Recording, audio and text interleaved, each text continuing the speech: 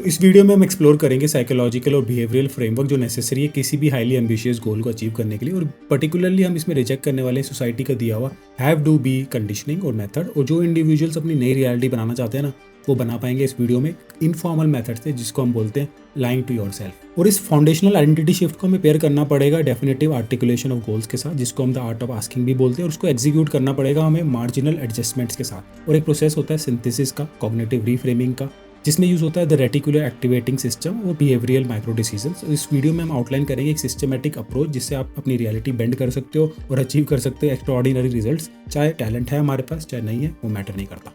तो पहला पार्ट है ब्रेन वर्सेस माइंड, और जो एक बैरियर होता है एक इंडिविजुअल और उसके अचीवमेंट के बीच में, जनरली वो लैक ऑफ टैलेंट या कोई लैक ऑफ मैजिकल स्किल नहीं होता। ये जनरली गवर्न करता है कि आप अपनी प्रॉब्लम्स को कैसे अप्रोच कर रहे हो और कंटिन्यूसली क्या आपके डिसीजंस एक के ऊपर एक कंपाउंड कर पा रहे हैं या नहीं कर पा रहे। और जनरली जो सोसाइटी ऑपरेट करती है वो आपकी ह्यूमन पोटेंशियल को, ग्रोथ पोटेंशियल को लिमिट करती है, क्योंकि वो आपको फोर्स करती है कि आप एक्सटर्नल प्रूफ ऑफ वैलिडेशन पर फोकस करो रेदर देन अपने इंटरनल प्रूफ ऑफ वैलिडेशन पे। तो ये सब चीज़ें हम चैलेंज करने वाले हैं इस वीडियो में। जो आपका ब्रेन है वो एक हार्डवेयर है, वो सर्वाइव करता है पुरानी पास मेमोरीज पे और जो फेमिलियर पैटर्न्स होते हैं, बट जो आपका माइंड है वो एक इन्फिनाइट फील्ड है इमेजिनेशन की। वो कोई ट्रैप नहीं है आपके स्कल में या आपके बॉडी के स्ट्रक्चर में, वो एक प्रोजेक्टर है जो आपकी रियलिटी को प्रोजेक्ट करता है। अगर आपको सोचना हो ना, आप इसको इमेजिन करो कि ये है एक रूम फुल ऑफ मिरर्स, इसके बीच में आप खड़े हो, जो बंदा खड़ा है उसी को ये प्रोजेक्ट करेगा। सिमिलरली जो यूनिवर्स है ना, वो आपको वो नहीं देता जो आप चाहते हो, वो आपको वही देता है जो आप रिफ्लेक्ट करते हो।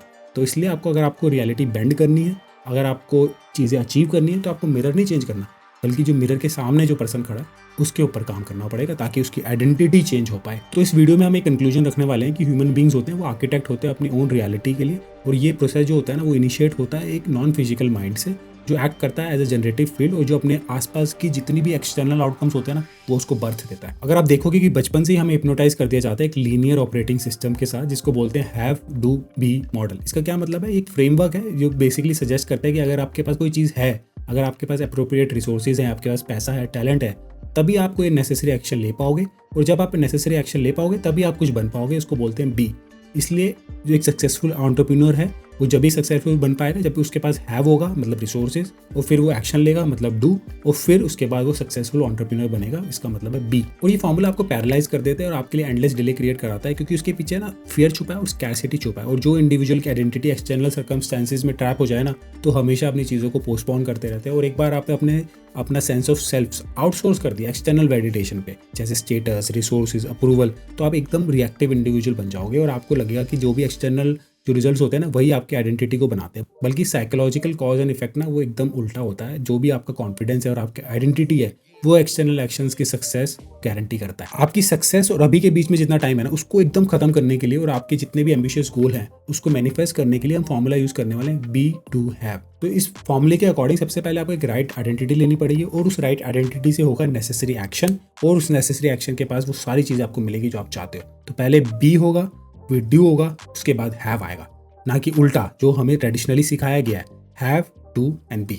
तो ये आपको दिमाग में रख लेना है, बी डू हैव, ये है असली फॉर्मूला। तो मैकेनिक्स क्या है, तो कैसे आपको झूठ बोलना है। तो सबसे पहले आप जो आइडेंटिटी अज्यूम करना चाहते हो ना, उसके बाद आपके पास कोई प्रूफ नहीं है। सपोज आप बोलते हो कि मैं दुनिया का सबसे बड़ा यूट्यूबर बनना चाहता हूँ, अभी आपके पास उसका कोई प्रूफ नहीं है, तो इसलिए आपको एक झूठ बोलना पड़ेगा। इसको अच्छे तरीके से आपको झूठ बोलना पड़ेगा इसको सच बनाने के लिए। हमारे इस कॉन्टेक्स्ट में ये जो लाई है वो कोई मोरल फेलियर नहीं है, वो कोई एथिकली गलत नहीं है, क्योंकि एक स्टेटमेंट है जिसके लिए अभी सफिशिएंट प्रूफ अवेलेबल नहीं है हमारे पास। इसके लिए अभी कोई एविडेंस और कंफर्मेशन अवेलेबल नहीं है।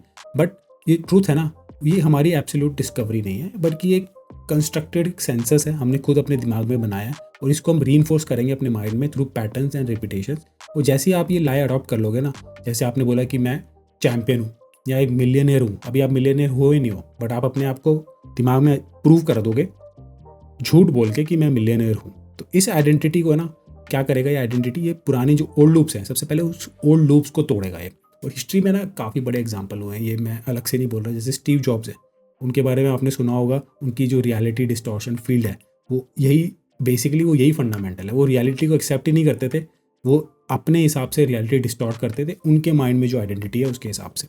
मोहम्मद अली को कौन नहीं जानता, वर्ल्ड के ग्रेटेस्ट बॉक्सर हैं। उनका ये क्लेम है कि आई एम द ग्रेटेस्ट। चाहे वो ग्रेटेस्ट नहीं थे, वो आपकी उनकी चाहे पहले फाइट्स देख लो, सबसे पहली फाइट देख लो, उसमें भी वो आपको बोलते हुए दिखेंगे कि I am the greatest. In fact Shahrukh Khan भी बोलते हैं I am the last of the stars. जितने भी बड़े लोग हैं उनकी जो शुरुआत होती है ना वो बी से होती है। कॉनर ने इमेजिन किया था multiple championship belts, $multi-million deals, जब वो वेलफेयर पे रहते थे, गवर्नमेंट के सपोर्ट पे रहते थे, जब से इमेजिन कर रहे थे वो, क्योंकि उनकी विजन थी। उन्होंने बी पे फोकस किया, उन्होंने हैप पे फोकस नहीं किया। तो इस चीज़ में एक बहुत इंपॉर्टेंट रोल आता है रेटिकुलर एक्टिवेटिंग सिस्टम का, जिसको RAS भी बोलते हैं। जो हमारा ह्यूमन ब्रेन होता है ना वो वायर्ड होता है फिल्टर करने के लिए millions of data every second, और इसको जो फिल्टरिंग का जो काम होता है ना वो कौन कंट्रोल करता है, वो RAS करता है, रेटिकुलर एक्टिवेटिंग सिस्टम। तो RAS जो होता है वो प्रोग्राम्ड होता है आपके बिलीव्स के अकॉर्डिंगली। तो अगर कोई पर्सन है उसका जो बिलीव है, उसका बिलीव है कि लाइफ इज़ हार्ड, तो RAS एक्टिवली ब्लॉक कर देगा वो सारी चीज़ें जिसमें आपको प्रूफ मिल रहा है कि लाइफ इजी है और आपके पास बहुत सारी अपॉर्चुनिटी है। क्योंकि आपका बिलीफ है ना लाइफ इज़ हार्ड, तो आपको वही चीज़ें दिखाएगा और उसकी जो अपोजिट चीज़ें हैं उसको ब्लॉक कर देगा। बट रिपीटेडली जैसे आप RAS को एक न्यू आइडेंटिटी क्लेम करोगे, है ना, आप अपने RAS को ट्रेन करोगे फ्लैग करने के लिए कि वही एविडेंस मुझे दिए जाएँ जो मेरे न्यू बिलीफ से मैच करते हैं, तो RAS आपके लिए हेल्प करेगा। अगर आपका बिलीफ अनवेरीफाइड भी है ना, कोई फ़र्क नहीं पड़ता, RAS ढूंढ के मिलियंस ऑफ डेटा पर सेकंड में से निकाल के लाएगा चीज़ें जो आपके अनवेरीफाइड बिलीव्स को सपोर्ट करेगा। जैसे आपका अनवेरीफाइड बिलीफ क्या है कि आई एम द ग्रेटेस्ट, अभी वेरीफाई नहीं हुआ, बट जैसे आपने RAS को काम पे लगा दिया ना, वो बिलियंस ऑफ डेटा में से कुछ ना कुछ निकाल के लाएगा, वो प्रूव करेगा कि आप ग्रेटेस्ट हो। तो अब आता है अगला पार्ट हमारा, जैसे हमने पहले भी देखा कि द आर्ट ऑफ आस्किंग, इसको हमें पेयर करना पड़ेगा अपने बिलीफ के साथ, न्यू आइडेंटिटी के साथ। तो अगर आपने सबसे पहले अपनी एक नई आइडेंटिटी बना ली है, उसके बाद हर किसी को सीखना पड़ेगा कि रिक्वेस्ट कैसे करना है आपके डिज़ायर आउटकम यूनिवर्स से। यूनिवर्स से आपको मांगनी पड़ेगी चीज़ें, बैठे बैठे नहीं मिलेगा, ये तो फंडामेंटल, हम सबको पता है कि कोई चीज़ हमें चाहिए तो हमें हाथ बढ़ाकर लेनी पड़ेगी, हमें मुंह खोल कर मांगनी पड़ेगी वो चीज़। तो एक हार्ड वर्कर होना ही काफ़ी नहीं है, आपको एक प्रोफिशिएंट आस्कर भी होना चाहिए। रिसीविंग ऑटोमेटिक होती है और अबंडेंट होती है। हमेशा कुछ भी मांगना हो ना, तो इमेजिन करो कि एक समुद्र है, अबंडेंट है, कमी नहीं है किसी चीज़ की। तो समुद्र से आप पानी मांगने जाओगे ना, तो एक चम्मच से नहीं लोगे, बाल्टी लेके जाओगे। तभी कभी भी यूनिवर्स से आपको कोई चीज़ मांगनी है ना, बाल्टी लेकर जाना है, हाथ फैलाकर जाना है। यह है, इसको बोलते हैं the art of asking. Art of asking के बेसिकली दो डिस्टिंक्ट कंपोनेंट होते हैं। सबसे पहला कंपोनेंट होता है कि आस्क विद इंटेलिजेंस। आपको कुछ मंबल नहीं करना, ये सब नहीं करना। आपकी चीज़ें क्लियर होनी चाहिए, आपके डिज़ायर क्लियर होने चाहिए, डिफाइंड होने चाहिए, उसका स्पेसिफिसिटी होनी चाहिए। सपोज आपने का डिज़ायर है कि मेरे को घर लेना है, तो उसका एकदम चीज़ें क्लियर होनी चाहिए। कितना बड़ा घर, कितने कमरे, क्या कलर होगा उसका, कितना बड़ा स्कोप होगा, किस जगह पे होगा। जितना ज़्यादा वेल डिस्क्राइब होगा ना आपका गोल, उतना ज़्यादा उसके अंदर मैग्नेटिज्म आएगा और इतना ज़्यादा वो चीज़ें अट्रैक्ट करेगा यूनिवर्स से अपनी तरफ। एंड सेकेंड जो पार्ट है, जो है आस्क विथ फेथ। जो भी आप प्लान बनाओगे, गोल बनाओगे, वो एक अडल्ट के माइंड से बनाओगे, और जो आप उसमें बिलीव करोगे ना उस गोल में, वो एक चाइल्ड के माइंड का बिलीफ होना चाहिए, वो एक इनोसेंट बिलीफ होना चाहिए, वो एक फेथ वाला बिलीफ होना चाहिए जिसमें आप क्वेश्चन नहीं करोगे। कोई चाइल्ड का जब कोई चीज़ बिलीव करता है ना, वो मैजिकल बींग्स पे बिलीव करता है, वो सेंटा क्लॉज पे बिलीव करता है, वो क्वेश्चन नहीं करता, वो उस पर दिमाग नहीं लगाता, वो बिलीव करता है कि ये पॉसिबल है, वो रियल है। सिमिलरली आपको बिलीव करना है ये चीज़ एक चाइल्ड के माइंड से। एक अडल्ट के माइंड से आप प्लान करोगे और एक चाइल्ड के माइंड से उसको बिलीव करोगे। तो अब बी वाला पार्ट हो गया, अब आते हैं हम डू वाले पार्ट में। अब इसमें क्या हेल्प करेगा, इसमें हेल्प करेगा मार्जिनल एडजस्टमेंट्स। तो जो फिजिकल मैनिफेस्टेशन है बी का, and the ask is to do which is effectively achieved through marginal adjustments. तो इसमें जो डिफाइनिंग फैक्टर होता है मीडियोक्रिटी और ग्रेटनेस के बीच में, वो होता है छोटी छोटी शिफ्ट आपके डिसीजन मेकिंग में। तो हम एक एग्जांपल देखते हैं। स्टैटिस्टिकली जो रियलिटी है एक प्रोफेशनल टेनिस प्लेयर की, जो जोकोविक है, जो वो वर्ल्ड के रैंक 680th रैंक थे वर्ल्ड में वो, तो वो बेसिकली 49% ऑफ अपने सारे पॉइंट्स जीतते थे। जितने भी अवेलेबल पॉइंट है एक मैच में, उसमें वो 49% ही पॉइंट जीतते थे जब उनकी रैंक थी 680th वर्ल्ड में। बट उनको जब नंबर 1 बनना पड़ा, जब उनकी एवरेज इनकम थी $14 मिलियन अ ईयर, तो उन्होंने 90% पॉइंट्स नहीं जीते अपने, उन्होंने बस जीते 55% पॉइंट। तो आपको 49% से जब आपकी रैंक थी 680th, आप 55% पे आपकी रैंक हो गई नंबर 1। तो बहुत बड़ा डिफरेंस नहीं आया। स्मॉल स्टेप, इसको बोलते हैं मार्जिनल एडजस्टमेंट। छोटे छोटे एडजस्टमेंट ही करने हैं, वो आपको 0 से $14 मिलियन एक ईयर पे लेके जाएगा। इसको बोलते हैं एक्शन डू मार्जिनल एडजस्टमेंट्स। एक फेमस स्टीफन डनियर्स का करियर है, वो एक बहुत ही इंपॉर्टेंट केस स्टडी है मार्जिनल एडजस्टमेंट्स में।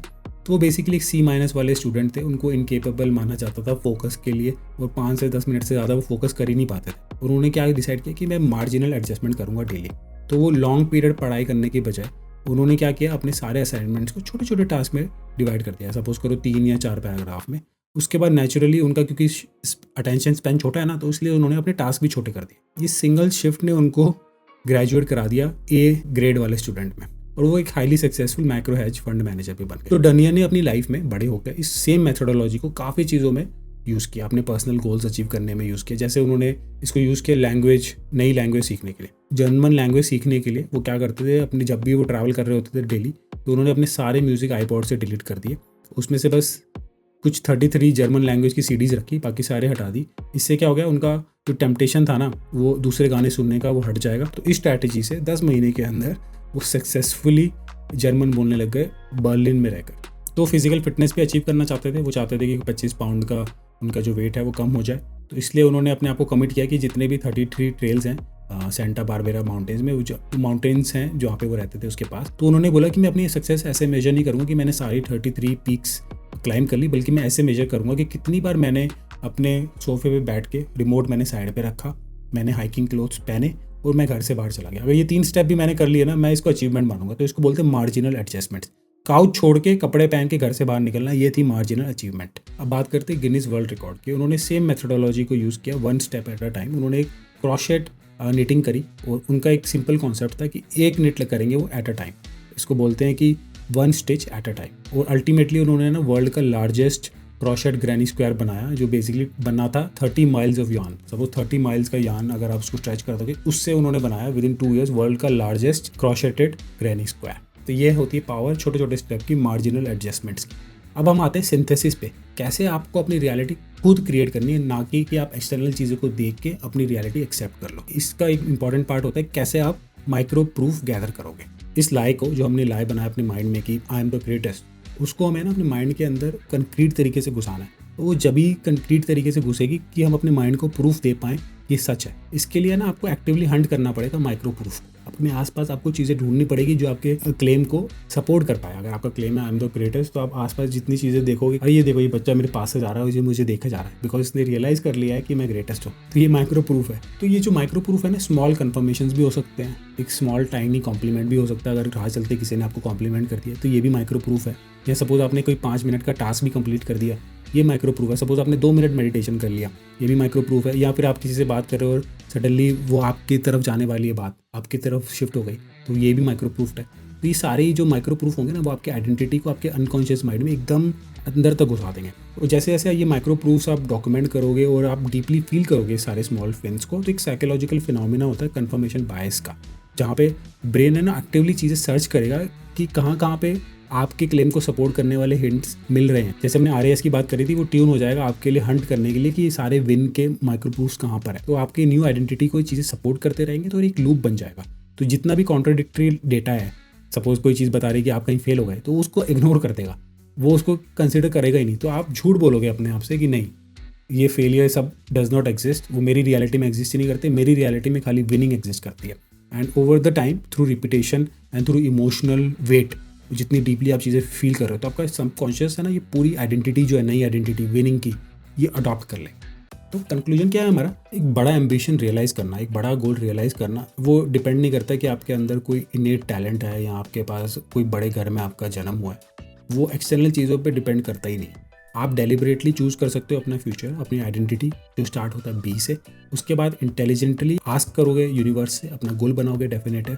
देन उसके बाद ये सारा जो बड़ा गोल है, आप उसको माइक्रो डिसीजंस में तोड़ोगे। उन माइक्रो डिसीजंस के लिए आप मार्जिनल एडजस्टमेंट्स लोगे, जिसको डू भी बोलते हैं। एंड लास्ट में जितनी भी सारी चीज़ें हो रही है ना, आप एक अपनी सेल्फ फुलफिलिंग प्रोफेसी में कन्वर्ट हो जाएगी और आप छोटे छोटे विन्स आप ढूंढोगे अपने आसपास। और जब ये सारी चीज़ें कंबाइन होगी, और जो झूठ जो मैं अपने आप से बोला आई एम द ग्रेटेस्ट, जब आप इसको कंबाइन करोगे अपने 5 मिनट टास्क के साथ, अपने माइक्रो कॉम्प्लीमेंट के साथ, अपने माइक्रो प्रूफ के साथ, तो ये सारी चीज़ें ना मैनेजेबल हो जाएंगी और धीरे धीरे आपकी रियलिटी बेंड होनी शुरू हो जाएगी। और ये जो लाए अपने आप से हमने बोला है ना, वो आपकी बायोलॉजी में, आपकी बॉडी में, आपके बिहेवियर में वो एक ट्रुथ बन जाएगा और आप सक्सेसफुल होकर मिलोगे, मुझसे भी और अपने आप से भी। Thank you.